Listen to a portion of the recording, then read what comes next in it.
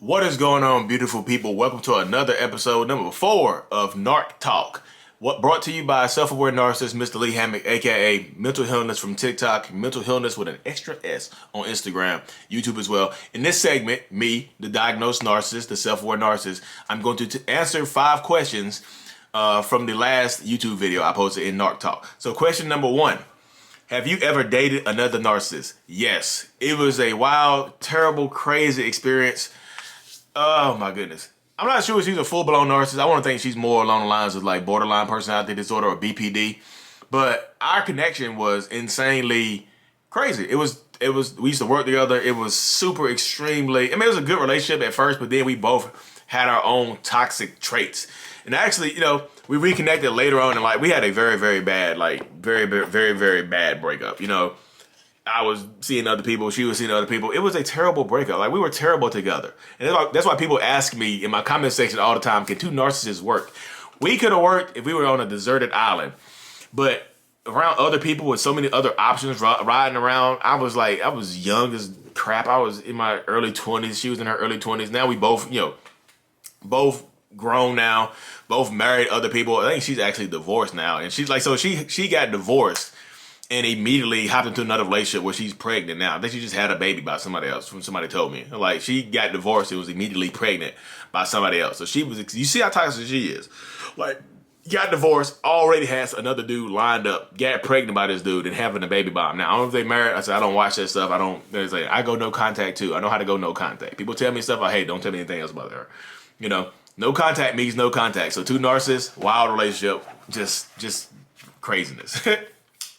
Question number 2. Oh, I dropped my notebook. Oh my goodness. Sorry, y'all. Question number 2. Why does telling the new supply bring them closer?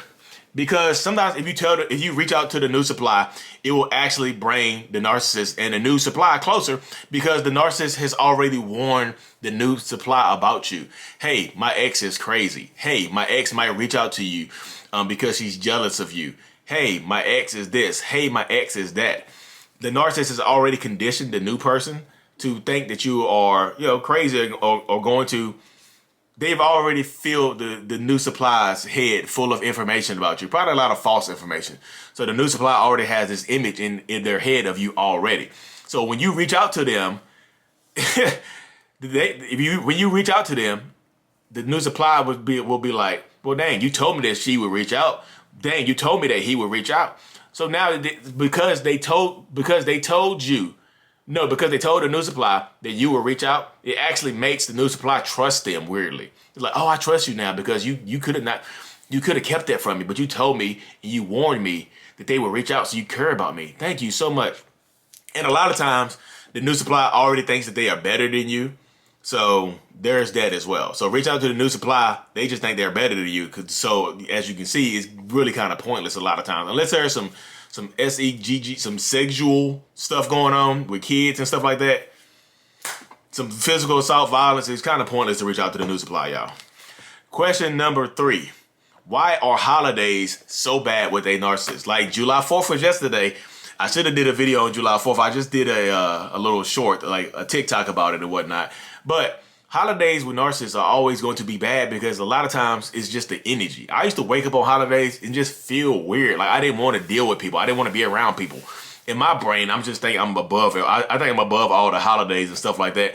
I'm like, holidays are so commercialized. Like, people don't really care about people. Valentine's Day is commercialized. Christmas is commercialized. Halloween is commercialized. Everything's commercialized. I don't care about this stuff. Y'all go, let the plebeians and the peasants go participate in these holidays because I'm not going to do it. You understand? You see how that mindset works right there? And plus the attention is on other people. It's not fully on the narcissist. So the narcissist will unintentionally ruin holidays. Energy just super low. And like if there's an event, like a cookout yesterday, let's say you had a cookout or a barbecue something yesterday that y'all had to go to. The narcissist doesn't want to go. I don't want to go. You go, we'll do whatever. If you go, you're going to get punished for going without them. Holidays are just weird times with narcissists. The energy is weird. The vibes are weird. It's just terrible times. Like Christmas, oh my goodness. I'm better now, y'all. I'm better. I'm actually, because of therapy, I actively make more intentional efforts to be better on holidays now. Thank God. Question number 4. Why can't a narcissist judge themselves like they judge everyone else? So that's kind of a dilemma right there, because I'm always judging myself based on everybody else around me. So a lot of times the narcissist will project, like we will project the insecurities that we have about ourselves.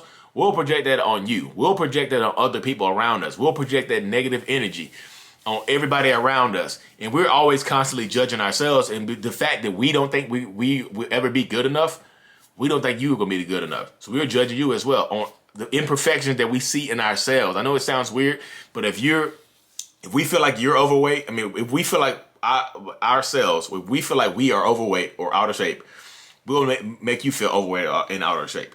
Just because, and you might be in the best shape of your life, but just because we don't feel like we're in the best shape of our lives, we got to bring you down a little bit. We got to make your insides how you feel. We got to make how we feel on the inside. We want to make you feel that same type of way. So if we feeling low, you need to feel low. So we're constantly judging ourselves. So of course we're going to be constantly judging everybody else as well. Last question. Do narcissists think that you are okay with the abuse? So a lot of times, like when it comes to physical abuse, a narcissist 100% knows that you are not okay with that. So that's why a lot of times you'll see a narcissist or just a toxic person or just a physical abuser, when they hit you or they do something physical to you, they'll immediately start to apologize. They'll start begging, pleading, crying. They'll promise you go to therapy. They'll try to get on your good side immediately. And sometimes they'll try to convince you that it is your fault that you got hit. Hey, you know how I am. You triggered me. You shouldn't have said this and you said that. But you know I love you. I wouldn't have did that if I didn't love you. Like, I loved you so much, and that's why I hate myself around you sometimes. Like, you bring out the worst in me sometimes because I love you so much. I gave you too much power over me. You know you can't do this. You know if you do this, I'm gonna do this. You know how I'm gonna react if you do this. Like, they will blame you for the physical abuse that they put upon yourself. Like, because you triggered me, because you did this, because you said that. It's your fault that this happened to you. And they are very convincing, because if you like are super codependent, or you might have a personality disorder of your own, like borderline or something like that, it's a rough experience being with a narcissist. It just is.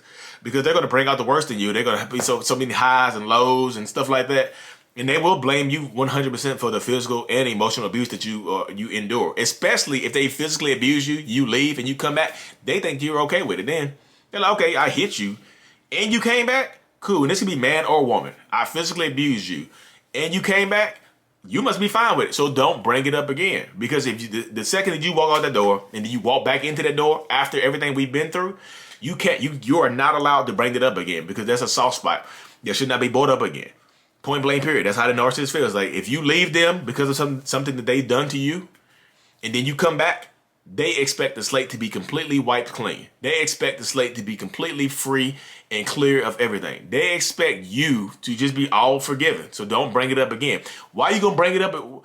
Why you let me come? Why you come back home if you're not gonna forgive me?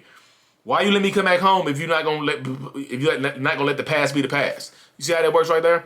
So sometimes in those circumstances, they do think that you are okay with the abuse. They just do.